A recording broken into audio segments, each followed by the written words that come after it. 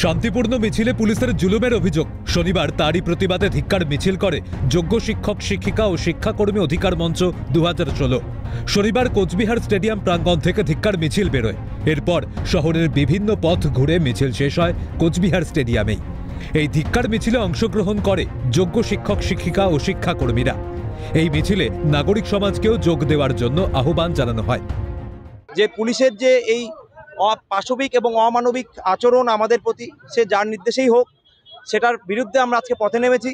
আজকে আমরা যারা যোগ্য শিক্ষক শিক্ষিকা এবং শিক্ষাকর্মী আছি, তাদের প্রধান যে দাবি ছিল, সেই দাবি নিয়েই আমরা আবার এসেছি। আমাদের যে নিজস্ব সম্মান, সব নিজের নিজের স্কুলে একইভাবে আমাদেরকে বহাল রাখতে হবে এবং সেই কাজ সরকারকেই করতে হবে। সরকারের দুর্নীতির কারণে, কিছু লোকের দুর্নীতির কারণে আজকে আমরা আমাদের দেওয়ালে পিঠ থেকে গেছে, আমাদের চাকরি চলে গেছে, আমাদের মান সম্মান শেষ হয়ে গেছে, মানসিক অবস্থা খুব খারাপ জায়গায় পৌঁছে গেছে।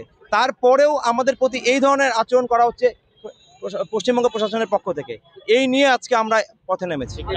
হকের চাকরি ফিরে পেতে বিগত কয়েক সপ্তাহ ধরেই আন্দোলন চলছে। শুক্রবার অর্ধদগ্ধ মিছিলের কর্মসূচিও নেওয়া হয়, কিন্তু মিছিল শুরুর আগে থেকেই শুরু হয়ে যায় ধরপাকড়। শহরের নানা প্রান্ত থেকে চাকরিহারাদের খুঁজে বের করে আটক করা হয়। এরই প্রতিবাদে যোগ্য শিক্ষক শিক্ষিকা ও শিক্ষাকর্মী অধিকার মঞ্চ 2016 তরফে ধিক্কার মিছিল চলে কোচবিহারে। কোচবিহার থেকে শশীকেশ রায়ের রিপোর্ট, ক্যালকাটা নিউজ।